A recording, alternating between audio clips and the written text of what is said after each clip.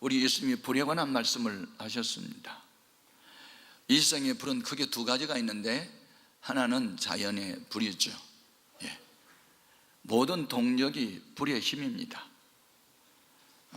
바닷속에 있는 잠수함도, 바다 위에 떠 있는 배도, 공중을 나는 비행기도, 도로를 질주하는 자동차도, 공장을 움직이는 모든 기계도 다 불의 힘이죠. 여러분의 집에 있어서는 가전제품 전기 나가면 다 못 쓰잖아요. 그렇죠? 불은 우리의 생활과 밀접한 관계가 있고, 인류 역사의 위대한 발견 중 하나는 불의 발견입니다. 그런데 불이 있을 때 있어야 도움이 되고, 있어서는 안 될 곳에 불이 있으면 문제가 복잡해집니다. 아궁이에 들어있어야 할 불이 아궁이 바깥으로 나오면 집을 태우겠죠. 불은 다 좋은 것입니다. 그런데 때로는 불이 심판의 도구도 될 수 있기 때문에 불에 대해서 좀 생각해 봐야 됩니다. 또 하나의 불이 있습니다. 인간의 정신 세계에 일어나고 있는 불입니다. 하나님으로부터 오는 불이 있는데, 이건 사랑의 불, 열정, 사명의 불, 불같은 성령으로 충만함, 이런 것은 사람을 살리고 치유하고 회복하고 새 역사를 창조합니다. 그런데 인간 정신세계에 불어오는 나쁜 불이 하나 있습니다. 죄악의 불이죠, 정욕의 불이죠, 분노의 불이죠, 음란한 불이죠. 이런 불이 결국 온갖 사회를 파괴합니다. 성폭력, 가정파괴, 학교폭력, 유해식품, 가짜들 만드는 거, 다 그것은 하나님도 오는 불이 아니고 마귀로부터 흘러들어오는 불인 것입니다. 그래서 우리는 나쁜 불은 차단하고 좋은 불만 받아들이면 많은 도움이 될 줄로 믿습니다. 본문 말씀은 우리 예수님이 이 땅에 오신 목적을 이렇게 말합니다. 내가 땅에 불을 던지러 왔다. 이 불이 이미 붙었으면 나는 더 이상 바랄 것이 없겠다는 일 말씀하셨어요. 그러면 이 불의 의미는 뭘까요? 첫째는 불은 복음 전파의 원동력입니다. 신구약 성경에 하나님이 귀하게 들어 쓰는 사람들을 불 혹은 불꽃으로 비유했습니다. 이사야서 10장 17절 한번 볼까요? 이스라엘이 빛은 불이 되고 그의 거룩하신 일은 불꽃이 되실 것이니라. 이스라엘은 하나님의 선택받은 백성을 말하는 것이고, 오늘날 성도가 영적 이스라엘입니다. 그의 거룩하신 이는 예수님이거나 하나님이 불꽃이라 이렇게 말했습니다. 히브리서 1장 7절로 또 확인해 봅니다. 또 천사들의 관하에는 그는 그의 천사들을 바람으로 그의 사역자들을 불꽃으로 삼으시느니라 하였으며. 여러분, 불 가운데는 스스로 빛을 발하는 불도 있고, 그건 태양이겠죠. 빛을 받아야 빛을 발하는 또 반사체도 있겠습니다. 그건 달과 같은 것이겠죠. 우리 주님께서는 빛이시고, 시편 84편 11절 이하 말씀, 여호와 하나님의 해라는 말씀이었어요. 해는 불덩어리입니다. 불덩어리.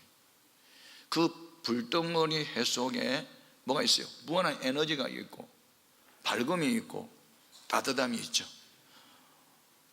성령님도 불처럼 뜨거운 분이라고 했는데, 여러분 가슴 속에 성령의 불이 있고, 태양 같은 하나님이 계시고, 빛이신 예수님이 계시고, 불같은 말씀이 있고, 불타는 사명감이 있으면 우리는 불처럼 불꽃처럼 살 수 있습니다.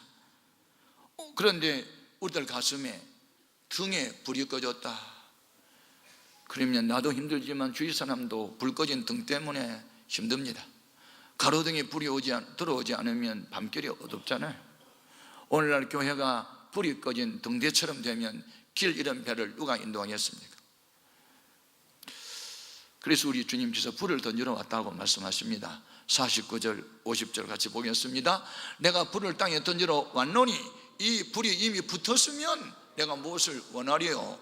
나는 받을 세례가 있으니 그것이 이루어지기까지 나의 답답함이 어떠하겠느냐 했습니다. 자, 여기에는 불을 던지러 왔는데 이 불이 던져지기 전에 내가 받을 세례가 있다는 겁니다.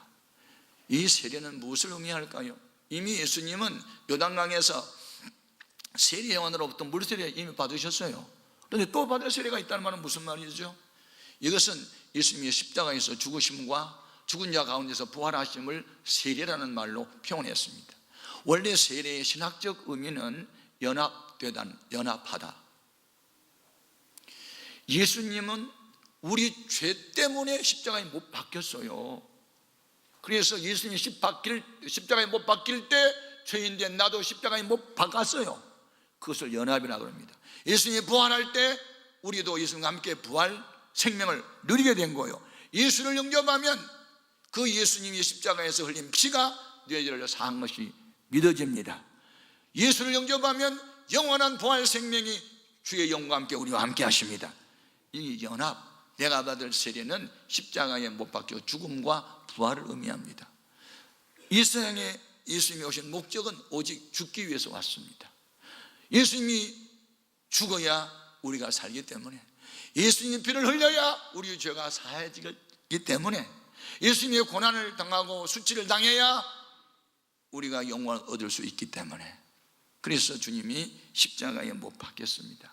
십자가에 못 박힐 날이 머지 않았으므로 내가 이 땅에 오신 목적, 내가 이 땅에 온 목적, 죽기 위해서 왔고 부활하기 위해서 왔는데 그 일을 이루기 전까지는 좀 답답하다, 그렇게 말씀하시고, 그 이후에 주님이 가신 이후에 열흘이 지난 이후에 주님은 성령의 불을 우리에게 내려주시고, 그래서 그들에 의해서 온 세상의 복음이 전파되어 우리가 예수를 믿게 됐습니다. 그래서 예수님이 받을 세례는 죽음과 부활이었습니다. 세례의 의미는 죄에 대하여 죽고 의에 대하여 사는 것입니다. 예수님이 십자가에 못 박혀 죽으실 때 죄인된 나도 이미 죽었다, 그렇게 믿으시기 바랍니다. 불을 땅에 던지러 왔다, 이 불이 붙었으면 더 원할 것이 없다고 말씀하셨다면 우리는 주님이 던지는 불을 받고 불이 되고 불꽃이 되어야 합니다. 그것이 두 번째 우리에게 준 교훈이에요. 따라합시다. 우리가 불이 되고 불꽃이 되어야 한다. 여러분이 불이 되어 사십시오. 옛날 나훈아 씨가 김지미라는 여자를 사랑할 때 나는 추운 겨울에 당신에게 난로가 되어주고 되겠다고 그랬다. 비 오는 날에 우산이 되어주고 있다나 그랬다. 그래놓고 나중에 헤어지더라고. 소용없는 이야기. 구약 시대에 보면 하나님께 번제 드리고 소제 드리고 이런 속죄 제사 드릴 때요, 제사장은 제단에 불을 끄면 안 되도록 되어 있어요. 항상 불이 꺼지지 않게 하라고 그랬어요. 오늘날 우리가 주 앞에 헌신하고 봉사하고 충성하는 거, 가슴에 불 꺼지면 다 끝나는 거예요. 공장에 불 꺼지면 가동이 안 되잖아요. 우리의 가슴 속에 불이 있어야만 되는 거예요. 예수 믿는 사람 가슴 속에 불이 있어야 되는 거예요. 그 불이 뭐냐? 하나님 말씀이요. 여러분, 예레미야서 23장 29절 한번 봅시다. 여호와의 말씀이니라 내 말이 불같지 아니하냐? 여러분, 말씀을 읽다가 막 가슴이 뜨거울 때 있어요. 설교를 들을 때 마음이 뜨거울 때 있어요. 어제 토요일날 어느 안수 집사님 한 분이 저를 찾아왔어요. 금요일날 철야 시간에 설교 듣다가 막 가슴이 너무 뜨거워가지고 그래서 찾아왔대요. 그래서 무슨 말을 들었는데 그렇게 가슴이 뜨거웠습니까? 그랬더니 글쎄 그 정종화라는 검사 되신 분, 그분이 중등부 교사 하다가 중등부 교사 내려놓고 공부해야 고시 붙는다고 하더니 다 내려놓고 공부만 했는데 떨어졌다며요. 그런데 그 다음에는 깨닫고 열심히 예배드리고 기도하고 직분도 감당하면서 시험 치는데 합격했다며요. 그 말씀을 들으니까 꼭 내 말씀 같았어요. 내가 요즘에 사업한다고 하고 피곤하다고 해서 기도 안 하고 예배도 빠지고 그랬더니 되는 일이 없어요. 나는 이제 새롭게 출발하려요. 그런 사람 만나면 얼마나 좋을까? 여러분, 깨닫는 게 은혜입니다. 가슴이 뜨거워야 되는 거죠. 예. 여러분 가슴 속에 주님이 던져준 불이 어느 정도 뜨거워야 하냐면 이 세상의 풀무불보다 더 뜨거워야 돼요. 그래야 불과 불의 맞짱을 뜨고 싸울 때 뜨거운 불이 약한 불을 이길 거 아니에요. 성경에 보니까 실제로 그런 이야기가 나와요. 주전 587년에 바벨론 군대가 이스라엘을 침공해서 쓸만한 사람 다 포로로 끌어갔어요. 왕족 출신, 귀족 출신, 건강한 남자들, 그리고 노인들, 병든 사람만 놔두고 다 끌어갔잖아요. 그때 왕족 출신과 귀족 출신이었던 다니엘과 그 세 친구 사드락과 메삭과 아벳느고가 끌려가죠. 청소년 시절에. 그런데 그들은 10계명 1계명에 나 외에 다른 신을 내게 있게 하지 말라, 우상 숭배하지 말라, 이 계명을 지키기 위해서 뜻을 정해요. 그래서 바벨론 사람들이 그들이 신 앞에 드리는 제사 음식을 먹지 않고 포도주, 술도 안 마시고 거룩을 지켜요. 하나님이 그들에게 다른 바벨론 청소년들보다 10배나 지혜가, 명철이, 지식이 뛰어나게 하시니 다니엘은 국무총리가 되고 세 친구는 장관들이 되지요. 그런데 느부갓네살 왕이 교만해져 가지고 자기를 신격화해서 금신상을 만들어 놓고 모든 사람들에게 거기 엎드려 절을 하게 합니다. 이 네 친구는 절하지 않습니다. 사드락과 메삭과 아벳느고가 절하지 않다가 거의 발각이 돼가지고 왕 앞에 불려갑니다. 왕이 언제부터 그리하였느냐? 이제라도 나팔 소리가 울려 퍼지거든 절하면 좋겠거니와 난 절하지 아니하면 너희를 풀무불 속에 던져서 죽게 하리라. 그렇게 말합니다. 그러자 이 세 친구가 왕한테 무슨 말을 했는지 한번 확인해 볼까요? 다니엘서 3장 17절 이하 같이요. 왕이여, 우리가 섬기는 하나님이 계신다면 우리를 맹렬히 타는 풀무불 가운데서 능히 건져내시겠고 왕의 손에서도 건져내시리이다. 그렇게 하지 아니하실지라도 왕이여, 우리가 왕의 신들을 섬기지도 아니하고 왕이 세우신 금신상에게 절하지도 아니할 줄을 아옵소서. 이것은 죽겠다는 겁니다. 믿음 지키다가 10계명, 1계명, 2계명 지키는 일로 죽겠다는 겁니다. 장관 자리도 다 반납하겠다는 겁니다. 그것은 주님을 사랑하는 열정의 불이 풀무불보다 뜨거웠다는 말이 되겠죠. 어떻게 됐습니까? 핍박은 아무나 받는 게 아닙니다. 가슴에 불이 있고 사명감에 불타는 열정이 있고 말씀을 지키는 신실함이 있는 사람들만 핍박하는 것이지, 불신자가 원하는 대로 끌려가는데 무슨 핍박이 있겠습니까? 왕이 화가 나서 그 세 친구를 묶어서 풀무불에 던졌습니다. 어떻게 됐을까요?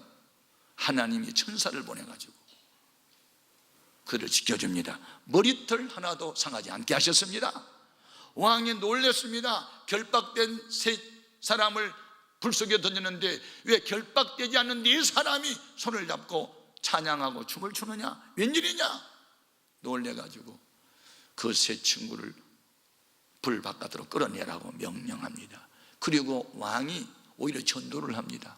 상천하되 살아계신 신이 하나님밖에 더 있느냐? 이렇게 말합니다. 다니엘서 3장 29절입니다. 같이 확인해 봅니다.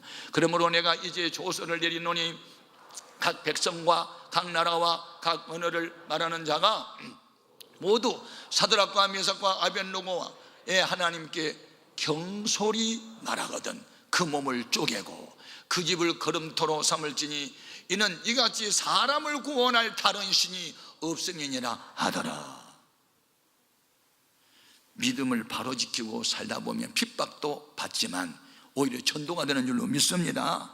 불신자가 좋다는 대로 끌려가 보세요. 전도 평생에 못하게 되어 있단 말이죠. 가슴이 뜨거워야 돼요. 머리가 뜨거운 병난 사람이에요. 가슴이 싸늘하면 죽은 사람. 요즘 지식이 너무 많아요. 머리가 복잡하고 머리가 뜨거워. 가슴이 뜨거워야지 머리가 뜨거우면 되겠어요? 사람을 움직이는 힘은요 머리가 아니고 가슴임을 아십니까?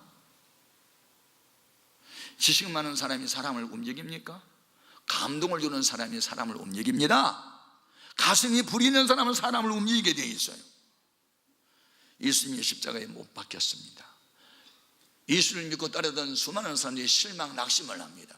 어느 한 두 사람이 예루살렘에서 엠마로 내려가면서 다 맥이 풀리고 기운이 빠지고 발걸음이 힘이 없이 내려가는데 웬 사람 하나 나타났습니다. 그분이 바로 예수님인데도 그는 예수님을 알아보지 못합니다. 예수님께서 선지자의 말을 더디 믿는 자들이에요, 선지자들을 통해서 예수라는 분이 십자가에 못 박혀 죽으신다고 예언하지 아니하였습니까? 그리고 부활한다고 말씀하지 않았습니까? 이렇게 성령을 풀어 말씀할 때 그들의 마음이 뜨거워지더니 눈이 열려가지고 보니까 예수님입니다. 그래서 그들은 내려가던 길을 돌아서 예루살렘으로 다시 올라가 저희들을 만나 다시 신앙을 출발합니다. 확인해 보겠습니다. 누가복음 24장 32절 이하에 그들이 서로 말하되 길에서 우리에게 말씀하시고 우리에게 성경을 풀어주실 때에 우리 속에서 마음이 뜨겁지 아니하더냐 하고 곧 그때로 일어나 예루살렘에 돌아가서 보니 11 제자 및 그들과 함께한 자들이 모여 있었다. 그래서 합세하게 된 거예요. 여러분, 실망 낙심할 수 있고 주님의 반대 방향으로 길을 내려갈 수 있지만 깨달으면 다시 돌아서서 주님 앞에 다시 나와야 될 줄로 믿습니다. 오늘 우리가 이 세상을 살아가면서 복음을 전하는 사명을 감당해야 되는데 전도를 막상 해보면 사람들 마음이 완악하고 강팍하고 마음이 닫혀 있어가지고 반응이 부정적입니다. 그러면 그만둘래, 하기 싫어, 그럴 때가 있어요. 우리만 그런 게 아니고 위대한 선지자들도 그런 일이 있었어요. 그런데 선지자는 원래 백성들이 죄를 고발을 많이 했어요. 왕이나 방백들, 정치인들 그러면서 좀 야단을 치고 혼을 내고 죄를 지적하고 그러니까 기분 나쁜 거예요. 그래서 선지자들은 많이 순교를 당한 일이 많았어요. 그런데 그 중에 에레미야라고 하는 선지자가 너무 사람들이 죄를 범하니까 책망했어요. 오는 반응은 부정적으로 자기를 막 죽이려고 해요. 그래서 나 그만두겠다고. 그럼 마음이 또 답답해서 못 견디는 거예요. 그래 당시에 에레미야의 심정을 에레미야 20장 8절 9절에 우리 확인해 보겠습니다. 내가 말할 때마다 외치며 파멸과 멸망을 선포함으로 여호와의 말씀으로 말미암아 내가 종일토록 치욕과 모욕거리가 되매니이다. 내가 다시는 여호와를 선포하지 아니하며 그의 이름으로 말하지 아니하리라 하면 나의 마음이 불붙는 것 같아서 골수에 사무치니 답답하여 견딜 수가 없나이다. 주님의 마음의 답답함이나 선지자 에레미야의 마음의 답답함이나 마찬가지요. 에레미야 가슴속에 하나님이 계셨고 성령이 계시기 때문에 동일한 것입니다. 오늘날 성령 받고 거듭나고 사명에 불붙은 사람들은 예수 믿지 않는 사람을 보면 마음이 답답하여 견딜 수가 없고, 예수를 믿기 믿어도 시원찮게 믿고 바로 믿지 못하면 마음이 답답하여 견딜 수가 없어요. 마치 내가 난 자식이 20살이 되고 30살이 됐는데도 아직도 걸음마도 못하고 누워있다. 부모님의 애간장에 녹아내립니다. 똑같지요. 여러분, 주님의 심장 가진 것이 불받은 사람이고 영혼 구원에 대한 열정을 가진 사람이 주님이 던진 불이 임한 사람인 줄로 믿습니다. 세 번째 준 교훈이 있습니다. 어떻게 해야 되는가 따라합시다. 사명의 십자가를 져야 합니다. 아멘. 사명의 십자가. 사명이 뭡니까? 사명은 어떤 공동체 안에 문제가 있으면 그걸 수습하기 위해서 자기 몸을 던지는 사람을 사명자라고 그래요. 무슨 문제가 발생하면 걱정만 하고 책임만 전가시키고 싸우기만 해서 해결되지 않습니다. 어떤 문제가 터지면 책임 전가만 시켜요. 싸우기만 해요. 아니에요. 공동체로 뛰어들어가 가지고 문제를 수습해주고 해결해주는 그런 소위 피스메이커, 평화의 도구가 되어야 됩니다. 그런 사람을 우리는 사명자라고 그러죠. 국가가 위기에 처할 때 전선으로 뛰어가는 거, 그 국가를 사랑하는 사람, 사명자만 할 수 있어요. 저는 6.25 전쟁에 관한 이야기 중에 제가 미국의 부흥회를 갔다가 워싱턴 DC에 있는 국립묘지에 갔어요. 거기 보면 6.25 참전 용사 5만여 명의 미군들이 그때 죽었거든요. 거기 또 가면은 19개의 조각상이 있어요. 그 중에서 우리 눈길을 끌고 있는 조각상 하나가 있는데 외부 대령의 조각상이 딱 보입니다. 에마의 소청을 어깨에 메고 왼손은 판초 아래로 나와 있지만 오른손은 보이지 않습니다. 팔꿈치 아래가 잘려져 나가서, 웨버라고 하는 사람은 1950년 8월달 대의 계급장을 달고 인천 상륙작전에 참가합니다. 그리고 그는 원주에 투입이 돼서 이제 밤낮 없이 3일 동안 전투하면서 자기 부대원 42명을 잃게 됩니다. 그리고 자기도 적이 던진 수류탄을 맞고 오른팔 팔목 이 팔꿈치 밑으로, 그리고 오른발 무릎 밑으로를 잃게 됩니다. 그래서 미국에 가서 1년 동안 이제 입원 치료를 하고 나갔으며, 그래서 다시 한국으로 돌아옵니다. 그래서 일군 사령부에 이제 부관으로 와서 근무를 합니다. 그리고 한국전이 끝나고 난 뒤에 미국에서 이 군생활 계속하다가 또 월남전이 벌어지니까 월남전에 또 갑니다. 그래서 그는 1980년 대령 계급장을 달고 입편을 하면서 한국 전쟁을 영원히 잊어서는 안 된다 하고, 그분이 그 조각상 만드는 운동협회 회장이 됩니다. 이번에 박근혜 대통령이 미국 대통령 만나러 갈 때 그게 웰링턴에 있는 국립묘지에서 바로 그분을 만났죠. 86세인가 7세 되는 노인. 그리고 그 조각상을 한번 바라보고 실제 인물을 바라보면서 손을 내밀고 악수하면서 너무 고마웠습니다. 여러분이 있었기 때문에 대한민국은 있습니다 하고 그 박근혜 대통령이 고마워하는 그런 내용을 우리가 신문을 통해서 읽어봤습니다. 여러분, 제가 그곳에 갈 때마다 마음이 숙연해집니다. 6.25 전쟁 때 미군이 와서 죽었습니다. 그리고 거기에 무명 용사들의 누워있는 거기 비문에 이렇게 써 있어요. 영어로 Freedom is not free. 자유는 공짜가 아니었다. 자유는 그냥 얻어진 것이 아니었다는 겁니다. 누군가가 피와 땀과 눈물을 흘린 결과로 자유를 누릴 수 있었다는 거죠. 우리는 이 보훈의 달, 애국애족의 달 6월을 맞으면서 정말 이 나라를 지키다가 죽은 사람들에 대한 고마움이 있어야 됩니다. 그리고 그 환난과 핍박 가운데서 믿음을 지키고 한국교회를 일으켰던 장로님들과 목사님들과 집사님들이 이 피와 땀과 눈물의 결정이 오늘의 교회를 부흥시킨 줄로 믿습니다. 우리는 지금 대한민국이라는 공동체 안에 살고 있습니다. 그런데 이 공동체 안에 문제가 많죠. 여러분, 우리나라에 지금 무당이 70만 명이 있습니다. 그리고 몸을 파는 여자가 200만 명입니다. OECD 국가 가운데서 자살이 1위고 교통사고도 1위입니다. 저출산, 양주 소비량이 1위입니다. 이건 무슨 1위를 할 것을 해야지. 이런 거 1등해서 뭐 하겠습니까 지금? 어떻게 하면 될까요? 사명자가 있으면 됩니다. 사명자가 100명 중에 3명만 있으면 돼요. 여러분, 바닷물 중에 3%가 소금입니다. 그 3%의 소금이 그 많은 오물투성이의 강물들을 다 정화시킵니다.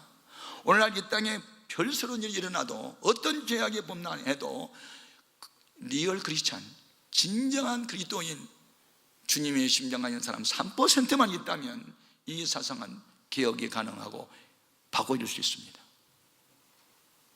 아멘 안 할 거예요? 구경할 겁니까? 아니면 여러분이 3% 소금이 되겠습니까? 구경꾼으로 신앙생활을 이제 그만하십시오. 여러분 가슴 속에 주님이 던져준 사명의 불이 있어야 합니다. 그래서 불이 되고 불꽃이 되어 내 자신 하나를 산화시켜서라도 민족을 살려보겠다는 사명의식이 있을 때 그런 사람을 주님 붙들어 들어서시고 역사의 주역이 되게 할 줄로 믿습니다.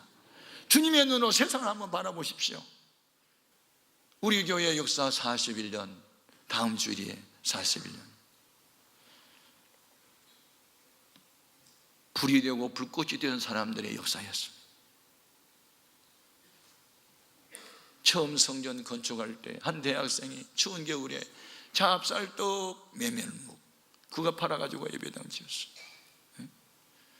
우리 원로 장로님 한 분 1년 반 동안 공장 문 닫고 이 현장에서 눈물을 흘리면서 지었어요.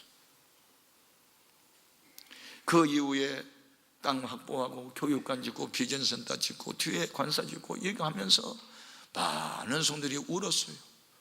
금반지 다 바쳤어요. 전세 일부를 바치기도 하고. 그러면서 어느 교회학교 교사는 자기 4학년 여자반 맡았는데 어느 날 오전에 나오지 않으니 오후에 신방을 갔더니 우리 집은 불교 집안인데 너 왜 교회 가지 말는데 갔느냐고 아버지가 때려가지고 애가 실신한 상태가 됐는데 그 아이 때문에 이 교사가 3일 금식을 한 걸 보았어요. 그들은 정말 불이었고 그들은 불꽃이었어요. 그런 역사. 앞으로도 이 교회는 불이 되고 불꽃 된 사람들로 인해서 대한민국 교회, 세계교회를 섬기게 될 것이고 민족 복음화에 앞장설 것이고 이 땅에 방황하고 우울증 걸리고 자살하려고 이렇게 넘어지고 쓰러져 있는 청소년을 세우는 교회 되게 하실 겁니다. 그 일을 위해서 우리는 시대적 사명의식을 가지고 주여 내가 불이 되고 불꽃이 되게 하소서 그렇게 기도하고 그렇게 살려고 애쓰면 그런 사람에게 넘치는 복으로 채워줄 줄로 믿습니다.